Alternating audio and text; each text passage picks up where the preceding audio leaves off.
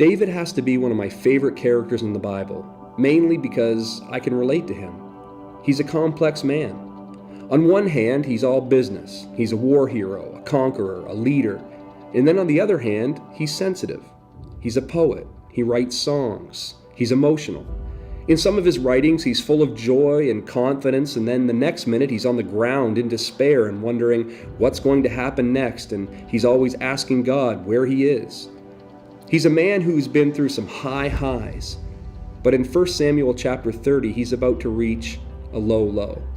His people have been the victim of a raid by the Amalekites, and everyone who wasn't lost in the raid is now turning on David. And now this great man, this war hero, this leader is all alone. And the hard cracks come when someone who's fought with you now fights against you. Have you ever had someone turn on you? Well, they have turned against David, and David is now discouraged. He's lost both of his wives. His family is in disarray. His men are grieving, and the men who once fought with him are now prepared to fight against him. And not only are they willing to fight against him, they actually want to kill him.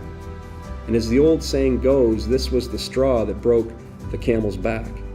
Because it doesn't matter how strong you are or how strong people perceive you to be, when enough stuff happens back to back to back to back, eventually you just get to that point where you yell, whether it's internal or maybe it's out loud, you just get to that place where you say, I've had it. Have you ever been pushed to that point? Have you ever been pushed to your breaking point? That moment where you get to that place where you say, Lord, if one more thing happens. Well, that's where David is. That's where David is. He's left in isolation. And leaders who are left alone are tormented because leaders thrive when they're able to do what they're gifted to do. But when you are anointed to lead, but you have nothing to lead, that anointing turns to frustration. And there's David, frustrated and empty and at his wit's end.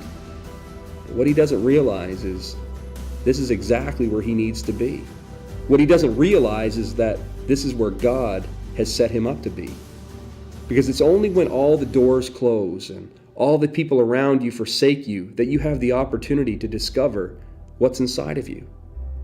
And in 1 Samuel chapter 30, verse 6, there is a powerful statement that I've read over and over and over, maybe at least 100 times. But today when I read it, it spoke to me in a new way. It says in verse 6, David encouraged himself in the Lord. David encouraged himself in the Lord.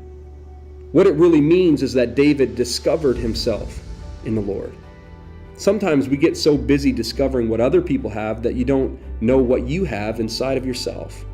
And so God has to pull people away from you and leave you by yourself so that you're forced to dig deep down inside the well of who you are so you can find out who you are.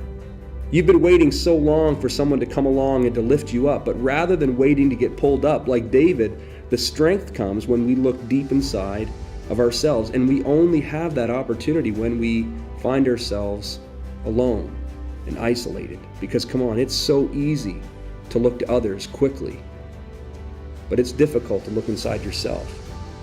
And so here's David in a moment where he's alone, and the scriptures say that David encouraged himself, that in the Lord David found his secret well.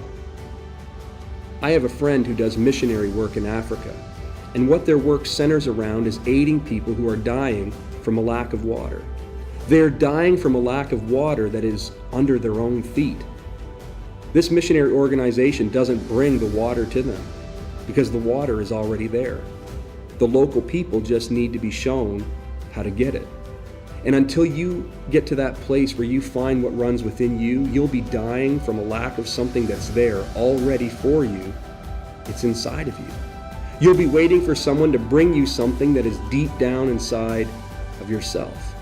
And it won't be until you're alone long enough and until you get mad enough that you'll start digging deep inside yourself. And then and only then will you discover the secret well that is running within you.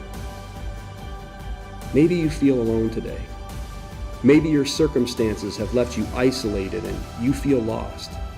Maybe you've gotten to the point where you have no idea who to turn to get past where you are. Don't wait for someone to come to you. Don't run so quickly to someone else. Your isolation could be the very thing you need to force yourself to discover who God is and in turn discover who you are. That what you need is right where you are. It's inside of you. You just have to be willing to dig deep inside of yourself to find your secret well.